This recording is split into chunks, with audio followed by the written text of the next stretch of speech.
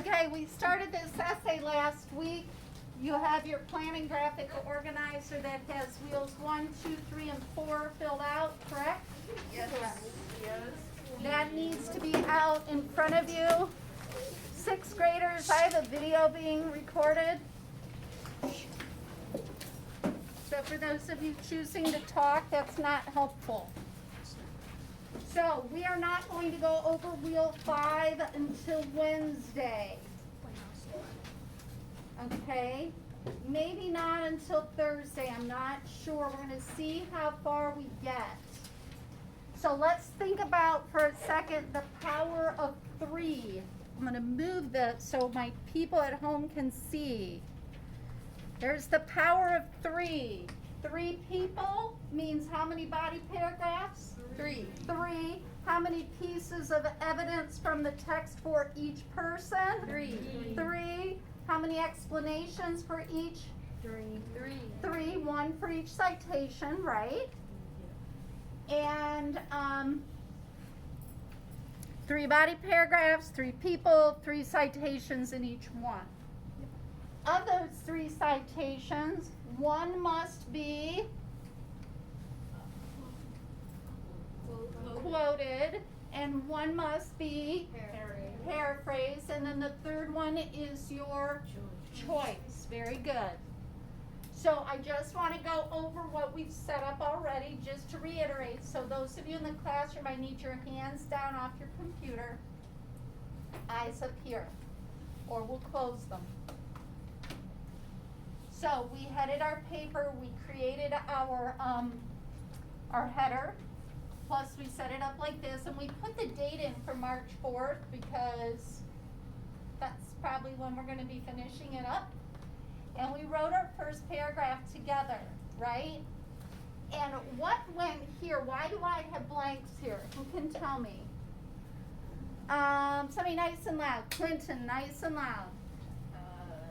That was the order and the 3 people that you chose. These are your 3 people. Person 1, person 2, person 3. What order do they have to be in?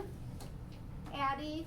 The same order you're going to write, the same order they come in the book, and the same order you're going to write your paragraphs. Right. The best that you can with the book, okay? Because I know that some of them kind of do a little overlappy, right? But they need to be in the order they're going to be presented. So if my first person is Harry Gold, he would be here, and then he would be one person who was important to the text was Harry Gold. If my second person was Robert Oppenheimer, then my second body paragraph must be about him. And if my third person was Lona Cohen, then my third body paragraph must be about her. Do we understand that? Okay, I want to let you write, so I don't want to bore you. I think you know what you're doing, right? Yep. Are there any specific questions from face-to-face learners? Always transition into your paragraph. Think about it this way. When you leave my room and you go to, where are you going next? Art, science. Do you just appear there? Yes. Is it like Teleportation. Yes. No, you have to transition. So that means you have to get up, you have to push your chair in, you got to get your things, you got to walk down the hall, and you got to go to your next class, right? Paragraphs are no different. You can't just all of a sudden talk about something new, because guess what the reader's head's going to be doing?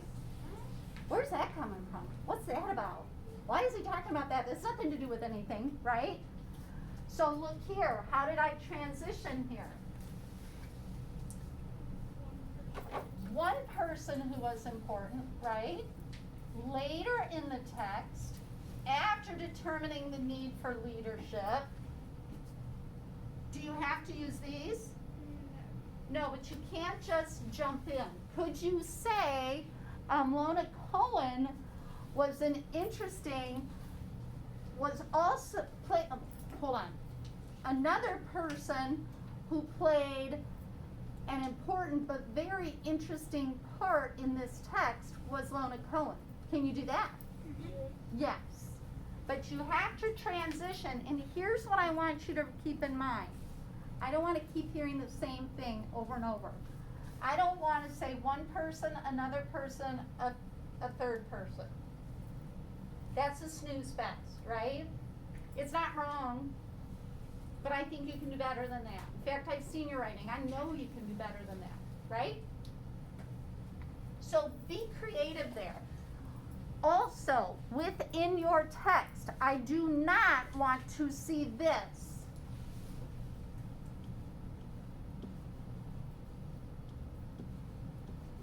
This shows, this means, this lets the reader. This is a habit that I have some of my 7th and 8th graders in, and they should not be, where they give me a really cool fact, and then they'll say, this shows blah, blah, blah, blah, blah. Then they give me another cool fact, and they say, this shows, and I feel like I'm listening to just a broken record. You want to change it up, but you want to be careful not to get off track, okay? You should have an introduction to each paragraph, evidence, explanation, evidence, explanation, evidence, explanation, and a conclusion. About 8 sentences for each paragraph, okay? If you've got 10, that's okay. Nav, you listening? If you have 18, not okay. You've probably gone off topic or told me too much. Do we understand that? Also, something else you cannot use. Does anybody know what it is? Village. I and you and we. First person. Not allowed. Us. That's the short. No us, no we, no me, no I. Unless it's in Who would it be? If you want to talk about yourself, what would you call yourself? Kyle? The reader. This helps the reader to understand. The reader now understands. Information like this is important because, do you see what I'm doing? You change it. And you use more transitions. So you can introduce Harry Gold and then you can say something like, even though, blah, blah, blah, and add to it. That even though, kids, is your transition. Transitions are huge in writing. I want you right now to focus on the text, but that would be the next step. Make sure everything flows. And you've been doing that in your short responses, so I know you can. All right? Question? If another character is important to another relating character, and you have that other character as a person that's going to be in the other paragraph, should we just like kind of quickly glaze over that character if it's for another part of the chapter, and then further elaborate in the character's actual thing? Okay. For those of you that did not hear her, especially at home, is Marley's wanting to know, what if you have a character that you need to mention in order to understand the importance of your chosen character? If that character is somebody you're going to write about, then you should have already written about that person. Do you understand what I'm saying? So if you're going to talk about Oppenheimer, but you have to mention Leslie Groves, you should have already talked about Leslie Groves if he's your person, because Leslie Groves is the one that chooses Oppenheimer, Yeah, right? those are my characters. But That's what if what I you have do. to mention Oppenheimer with Leslie Groves for what they're doing, like together? I would be careful doing that. I would be careful mentioning your person ahead of his or her paragraph. That does not mean you can't say he met up with a young physicist by the name of, and then you can transition into him in the next paragraph. But you shouldn't be giving me too much about him in the other person's yeah, paragraph. because if you say he met up with Oppenheimer, the reader's gonna Yeah, be like, you who's can't that? Yes, you cannot do that. Good question. Yeah. Kind of like to Marley's, but for another example, what if you're talking about Gold and you have to mention Tom Black because he gave Gold a job and then Mhm. Gold returned that favor? That's actually easier than what she's talking about because all you have to say was he met up with an old friend who kind of coerced him into giving him a new job, so then he felt that he owed him. You can mention the name if you want. If that's the only time you're going to mention it, you don't think it's important, then don't mention the name. Just say that this old friend or something, but if you want to mention him, you will have to give me something in like commas that explains who it is. We call that an appositive. I think we talked about that a little bit at the beginning of the year, but that's not something we've done a lot with. But you would say kind of like Dr. Knight, my English teacher, and then you go on to talk, right? So you could say Harry met up with Tom Black, who was blah, blah, blah, blah, blah, and it was here. Do you know what I'm saying? Maybe you have to add another sentence, but don't go into too much detail about any other person than the person your paragraph is about, because what's that going to do to the reader's brain?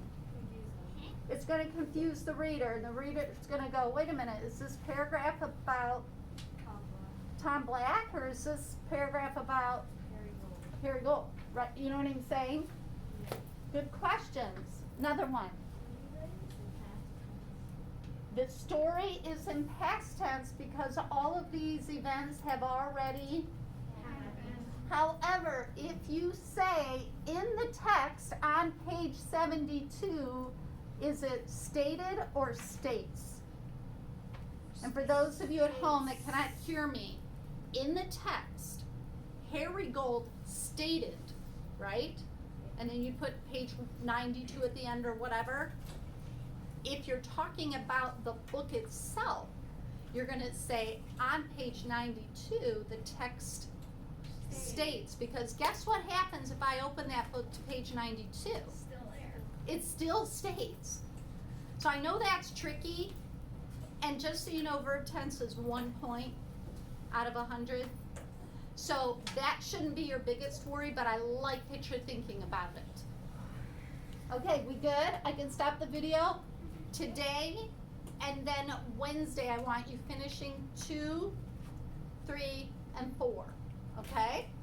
And let me know if you have questions. So I'll stop talking. We'll have more time Wednesday and Thursday. All right.